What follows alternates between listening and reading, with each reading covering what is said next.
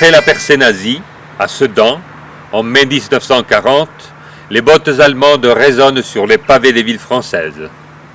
L'armistice du 22 juin 1940, en coupant la France en deux, précipite bon nombre de Français du Nord sur leur route de l'Exode. J'ai traversé la Loire à Gien.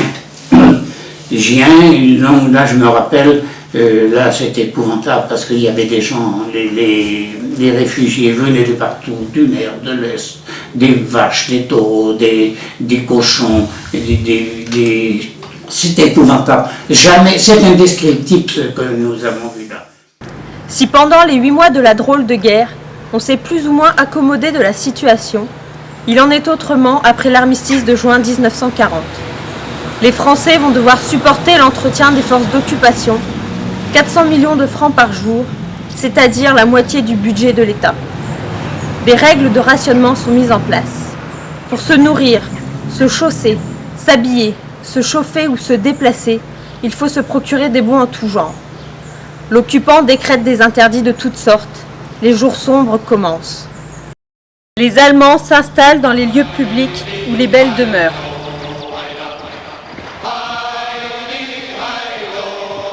J'avais pris l'habitude d'écrire sur un cahier ce qui se passait en me disant bon, quand ils reviendront, ils sauront ce qui s'est passé. Puis ça a duré très longtemps. Je ne pensais jamais que ça dure près de 5 ans. Nous avons déménagé dans la petite maison qui est là, à ce moment-là, qui est dans le milieu de là. Alors il y avait 3 pièces, il y avait le fruitier, et mon père avait mis son bureau en bas, puis il y avait le fruitier qui a servi de chambre, et puis une autre chambre, il y avait 3 pièces. Donc depuis mars 1943 jusqu'à la fin de la guerre, on a été là. Puis on a vu toute notre vie se rétrécir autour de nous parce qu'ils ont transformé le château en forteresse. Des mines autour, des tranchées partout, des bunkers, c'est épouvantable ce qu'ils faisaient. Beaucoup courbent le dos, faute d'autres solutions. Certains y font leur pain blanc par des trafics de toutes sortes. De cela nous ne parlerons pas ici. D'autres ne supportent pas. Il en est qui rejoignent un certain général de Gaulle en Angleterre, et il en est qui se rebellent sur place. Fin 41, mon facteur me demande, parce que j'étais une gentille fille, et il me demande de placer des photos du général de Gaulle. J'apprends à taper à la machine, mais au lieu de taper des textes littéraires ou autres, qu'est-ce que je tape? Je tape des chansons anti-allemandes et distribution également dans les boîtes aux lettres. Et puis un beau matin, à 9 h du matin, eh bien la Gestapo vient à ma porte. Et puis alors ils m'ont emmené. Ils m'ont emmené à la commandanture et puis la prison. La prison, chaque quartier. J'avais eu un premier contact en 41. Mais là, il n'y avait que des tracts. C'était une jeune fille, c'était Simone Siller. Elle était avec un groupe et elle m'avait contacté. Mais j'étais tout seul, je mettais des tracts. Et petit à petit, la résistance s'organise. Les relations sont souvent à l'origine des contacts. Mon cordonnier, là, me dit, voilà, il était boîte aux lettres pour la résistance. Et écoute, voilà, je vais te présenter quelqu'un. On recherche quelqu'un de sérieux, enfin, quelque chose de jeune, dans ton genre.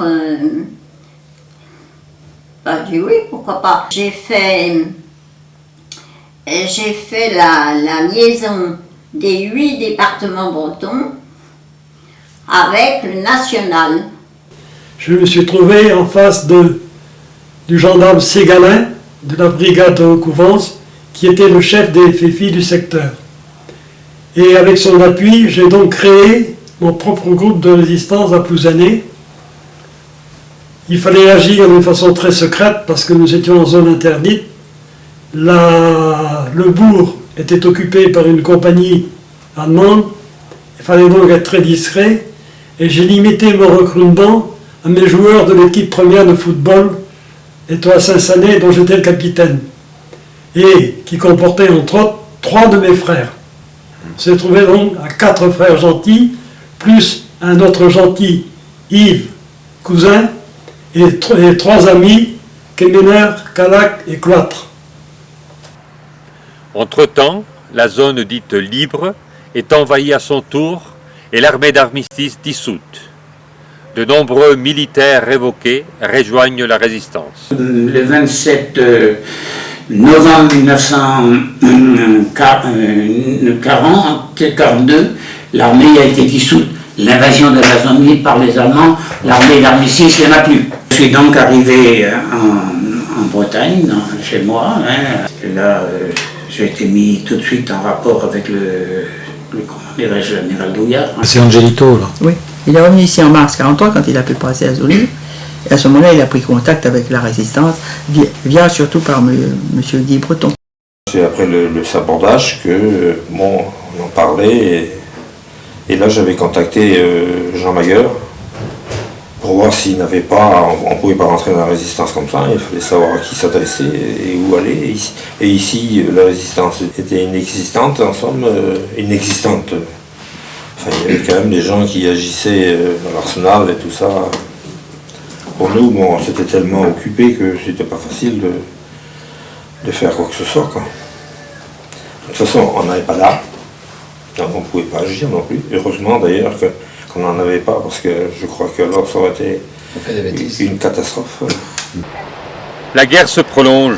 Les Allemands se mettent à construire des fortifications de la Hollande à l'Espagne. C'est le mur de l'Atlantique qui génère une activité intense.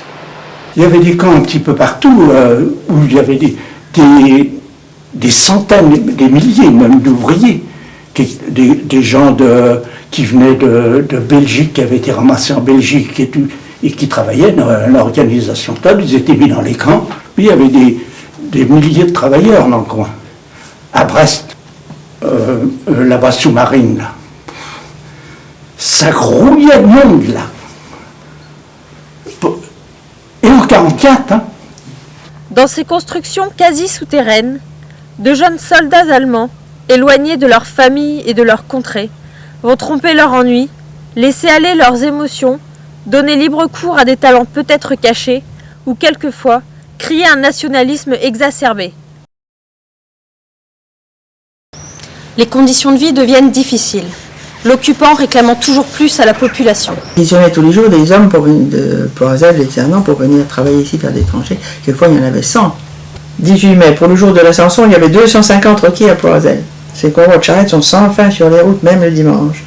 L'autre semaine, il fallait pour Ploizel 190 charrettes pour une absence de 4 jours. Et ils ont même commencé à réquisitionner les bicyclettes de ceux qui n'avaient pas de laissez-passer.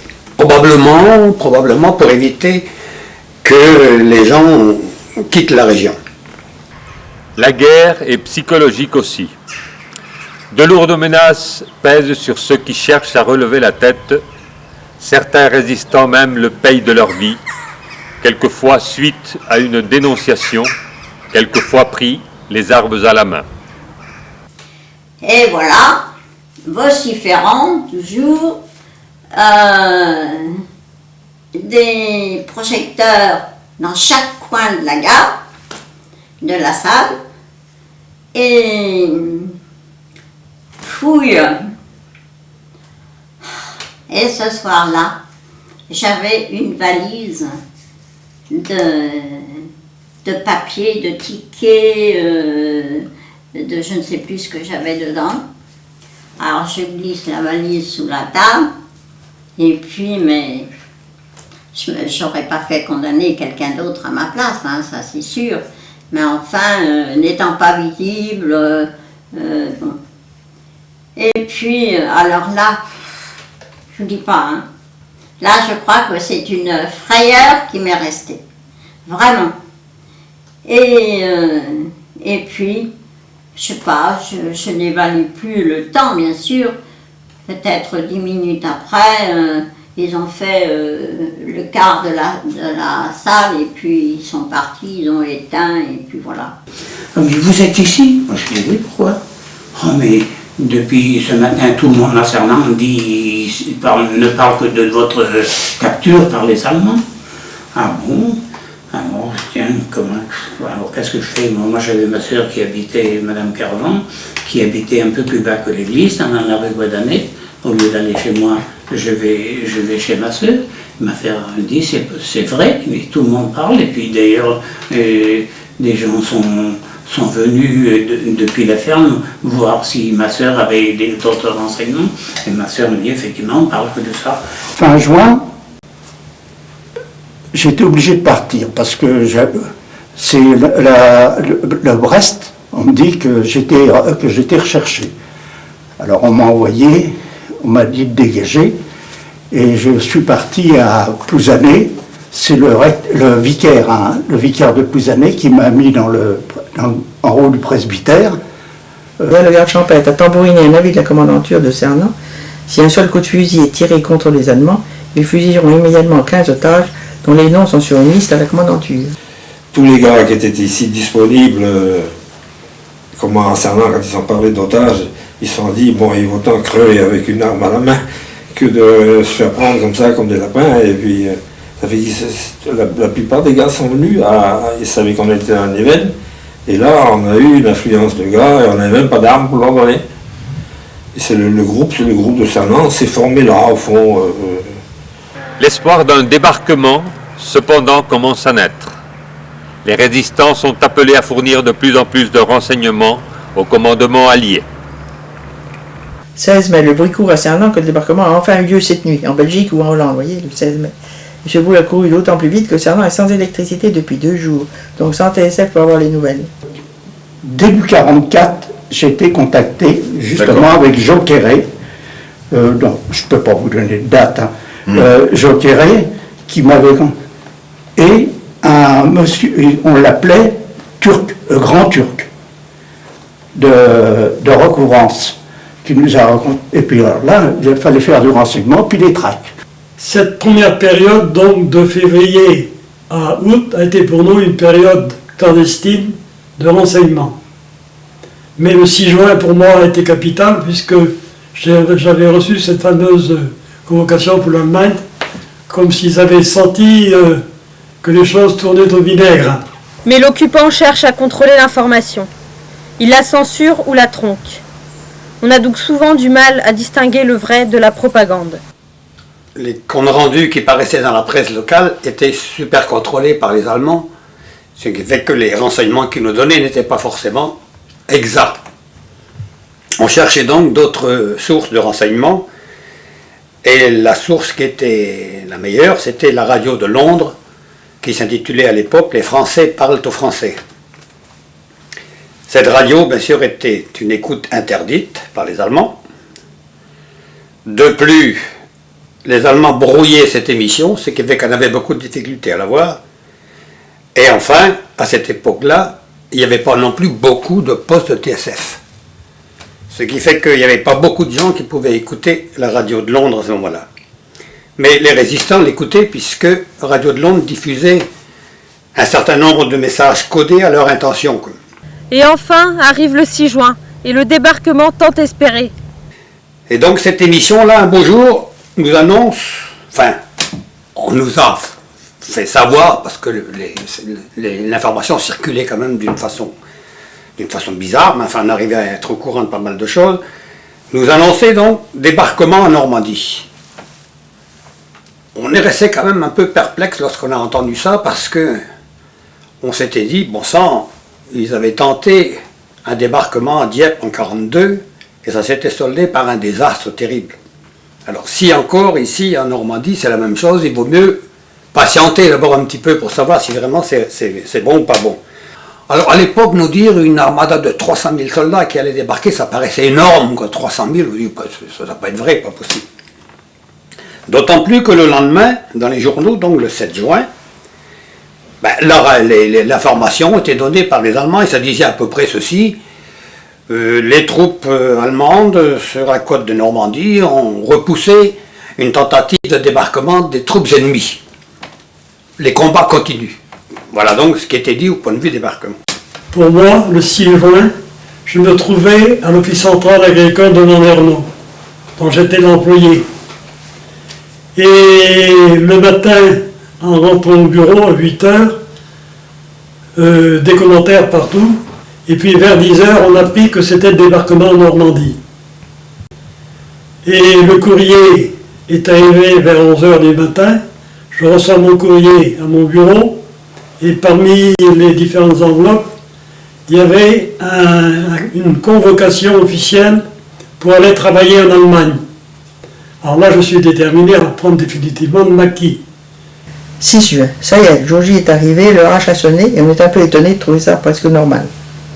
À 8h30, le communiqué de la radio n'en disait rien. Mais concernant l'excitation est grande, tout le monde est dans la rue. Nous n'avons pas pu avoir le communiqué qu'à 1h30, eh bien c'est vrai, mais il ne parle que des côtes nord de la France et on a eu plus de précisions plus tard dans la journée, puis le soir par Vichy. La nouvelle situation fait basculer la mission de la résistance du renseignement vers le combat. Les groupes armés se constituent. Après le débarquement, peut-être 5-6 jours après le débarquement, il nous a donné rendez-vous à Porspina, à Joquiré et à moi. Alors, nous sommes allés là, et sur qui on tombe? Sur Hervéou et Goualès. Notre première action de préparation au combat a été notre participation aux nuits de parachutage près de Cazévéan les 2, 3 et 4 août. Et parachutages qui n'ont pas pu avoir lieu du fait que nous étions encerclés par les positions ennemies. L'avion est venu la 3e nuit et il a été pris dans les faisceaux des projecteurs aussitôt, bien entendu, très nombreux dans ce secteur de Plougonvin de Conquet. Il a renoncé à parachuter, heureusement, car les Allemands se seraient précipités sur les parachutes à la lueur de leurs projecteurs, et les 200 FFI qui étaient là, sans armes, il y avait en tout 7 revolvers, je me rappelle, qui étaient entre les mains de nos chefs. Ben, on était tous cuits, quoi. Je sais que le lendemain, 5 août, le colonel Fauché a réuni tous les chefs de compagnie de la région à Gouenou et a décidé la mobilisation générale des FFI. Et ce fut alors la ruée vers Tréovergat, au camp de Kergo. Après avoir libéré la Normandie et traversé la Bretagne, les premières troupes américaines arrivent à Saint-Renan. La résistance entre en action. Les Américains sont venus jusqu'à... Ce jour-là, ils étaient venus jusqu'à chez Benachia, dans le bas de Saint-Renan. Oui. Et puis, ils n'ont pas voulu aller à Saint-Renan savoir ce qui se passait, mais ils avaient qu'un Mexicain, on n'avait plus le droit de sortir. Alors, on s'est trouvé enfermés ici avec eux, avec les Américains qui n'étaient pas loin. Alors, on a fait des grandes pancartes sur lesquelles j'avais écrit French Civil. Alors, nous, on était armés essentiellement par les armes allemandes. Fusils mitrailleurs, et puis et fusils, et quelques revolvers. Mais ce fusil mitrailleur, c'est là où je vous dis que c'est pas long à apprendre. J'avais Jean Cam, qui était armurier, sergent de la coloniale, armurier. J'étais son matelot, comme on dit. Il m'a appris en 24 heures, on m'a appris à savoir démonter un fusil mitrailleur, le remonter les yeux bandés, c'est-à-dire la nuit.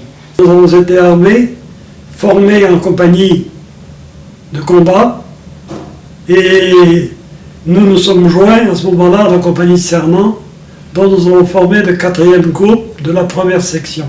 Les premiers affrontements ont lieu. Les Alliés, aidés de la résistance, vont tenter de faire taire les batteries allemandes qui barrent la route de Brest. Des heures très terribles, d'ailleurs, ont eu lieu à Bélisac. L'avant-garde américaine a été contrée là par la défense allemande du secteur ici, et elle s'est arrêtée là. Là, il y a eu des morts, des blessés, il y a eu des dégâts à Bélisac, en particulier l'église a été gravement endommagée. Les troupes américaines étaient aux abords de Saint-Renan. Ce qui fait qu'à Saint-Renan, le 8 août, l'état d'alerte a été déclenché. L'état d'alerte a été déclenché, et le 8 août au soir, les troupes d'occupation qui étaient à Saint-Renan se sont repliées sur le système de défense de Brest. Et se sont repliées, mais régulièrement, elles venaient tous les jours faire des patrouilles à Saint-Renan, et à tel point donc ils ont même volé par exemple un troupeau de vaches entier là, d'un Caravelle pour ramener tout ça en ravitaillement à Brest. Et il y a eu justement même des rencontres entre patrouilles américaines et patrouilles allemandes dans Saint-Renan. Il y a eu des morts et des blessés du côté allemand. Enfin, on n'était donc pas du tout dans toute tranquillité là, pendant toute cette période-là. Notre groupe a été désigné pour aller avec les Rangers. C'était entre l'Henri-Voiret et Lambert. On a fait une marche de nuit. Il y avait 150 à peu près. Ils étaient à peu près 150 les Américains. Puis nous, on était une douzaine. Ils avaient ouvert dans le toit. Il y avait un télémètre. Depuis qu'il y avait des années, ils voyaient. Et à chaque fois qu'on sortait dans un alignement, on se faisait... À Kerfili, en Lombardie-Plouzané, au-dessus de la plage de Port-Suinin. Et c'est là que nous avons eu des contacts véritables et définitifs avec l'ennemi, puisque nous nous sommes trouvés tout de suite en première ligne. Mais le plus pénible et le plus meurtrier, ça a été les combats sur le plateau du Cosquer, dans la région de Kerzavit, Kerouan en particulier. Et là, nos combats, notre avance plutôt territoriale, a été bloquée pendant 6 jours, du 1er au 6 septembre. Car l'artillerie côtière allemande nous avait à sa portée, il nous arrosait nuit et jour avec son artillerie, et particulièrement, ce qui était dangereux pour les hommes, ce sont les obus fusants. Un jour, on nous a fait mettre des draps sur les branchages des talus, à hauteur à peu près de Cosquer, de manière à délimiter nos lignes par rapport aux lignes ennemies.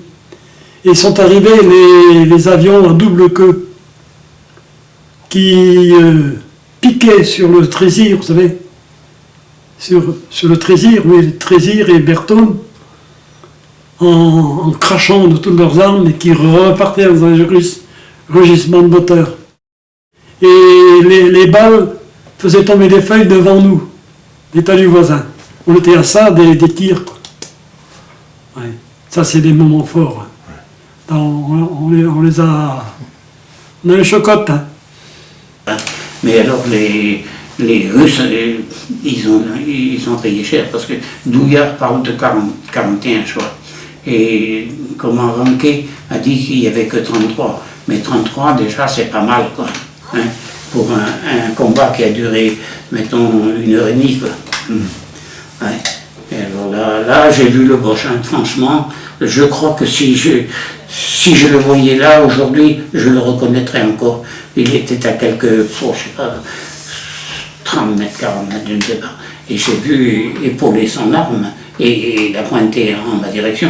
Mais je courais plus vite à l'époque que maintenant. Brest, objectif final ouest, est bombardée en permanence. La ville a donc dû être évacuée de sa population civile. Ces pauvres citadins, jetés sur les routes, trouvent refuge dans les communes alentours, ce qui ne va pas sans poser de nombreux problèmes. Les baraques dans lesquelles il y avait logeait la troupe allemande, on y a mis beaucoup de réfugiés de Cernan, parce que à Cernan, il y avait eu des tués, et la Cernan était inondée de réfugiés de Brestois qu'on ne savait plus où mettre. Les équipes Croix-Rouge et Défense Passive ont été réunies hier pour s'organiser. L'école des frères et celle des sœurs sont transformées en hôpitaux, l'école laïque en centre d'hébergement pour les réfugiés. Mais tout est à faire, on va avoir beaucoup de travail et peu de main-d'œuvre. Et nous avions organisé un accueil à l'école Saint-Michel de Plouzané pour des centaines de réfugiés que nous nourrissions par voie de réquisition de denrées alimentaires dans les fermes, qui d'ailleurs étaient toutes disposées à nous aider pour nourrir tous ces gens-là. Avec des combats qui durent des jours, le ravitaillement des troupes n'est pas une sinécure. C'était des Tournelec qui nous fournissaient, mais enfin là, il n'avait pas non plus une réserve. Non, on se servait sur place. Hein, ce que vous trouviez en fait, quoi. Ouais, les bêtes étaient... c'était réquisitionné en somme, on laissait un bon de réquisition aux paysans, parce que les paysans n'étaient pas non plus d'accord pour donner leurs bêtes. Hein. Non, alors il faut les prendre de force. Quoi. Ah, mais on ne mangeait pas tous les jours à des heures fixes, hein, quand on mangeait. L'une des difficultés de notre campagne a été justement le manque de ravitaillement. En effet, si la compagnie avait une roulante, entre guillemets, c'était en fait 2 hommes qui cuisinaient tant bien que mal dans un abri quelconque, une grange de ferme, parfois une maison abandonnée, et qui n'avaient aucun moyen de faire parvenir aux premières lignes les repas en question. Il fallait que nous envoyions des hommes à pied à travers les obstacles qu'ils pouvaient trouver sur la route, sous les bombardements, pour aller jusque la cuisine et ramener quelques nourritures dans des seaux. J'ai été désigné pour aller chercher le ravitaillement, parce que avec désigné. C'est-à-dire que c'est les 2 Américains qui étaient désignés, comme moi j'étais avec eux. Je suis parti avec eux. Bien, vous voyez, tous les billes Quasmer, ça a été fait dans le fossé, d'un bout à l'autre en rampant, parce qu'on ne pouvait pas lever la tête. On est revenu par le même chemin. Alors là, il y a eu avec le chargement, hein, parce qu'il y avait le ravitaillement à manger, mais il y avait le ravitaillement en armes, hein, en munitions. La batterie de Keringar résiste encore. Les combats sont violents, mais les Alliés et la résistance poussent plus encore leur offensive pour la faire taire. Alors là, ça a été vraiment, ça a été dur. Hein. Ça a été pendant les 3 jours, là, on s'est fait canarder. D'abord, tous les cons qui ont été tués à ce moment-là, eux, ils étaient de l'autre côté. Alors, ils étaient du côté du Cresquière, de l'autre côté de la route. Nous sommes rentrés dans ce bourg complètement démoli par l'artillerie. Nous avons trouvé quelques rares habitants qui sortaient des abris, complètement hébétés par cette terrible avalanche d'explosifs. La dernière journée de combat, le 9 septembre, qui nous a amenés donc jusque la fameuse batterie de Keringar. Mais nous étions chargés de nettoyer les quelques poches de résistance qui se trouvaient sur la côte entre le bourg de Plougonvelin et Saint-Mathieu. Donc nous n'avons pas assisté à la reddition proprement dite. Nous sommes arrivés vers les 4 heures de l'après-midi devant Keringar, qui s'était rendu à 13 heures. Alors là, vous pensez notre joie, notre délire, de constater que tous les tirs avaient cessé, que c'était le silence le plus absolu, silence que nous n'avions pas entendu depuis 3 semaines. Et j'aime autant vous dire que on a fait un peu la fête avec nos dernières bouteilles de Saint-Zano dans la ferme de Keringar. Le 18 septembre, la troupe allemande qui occupait Brest se rend aux Alliés, laissant une ville complètement détruite.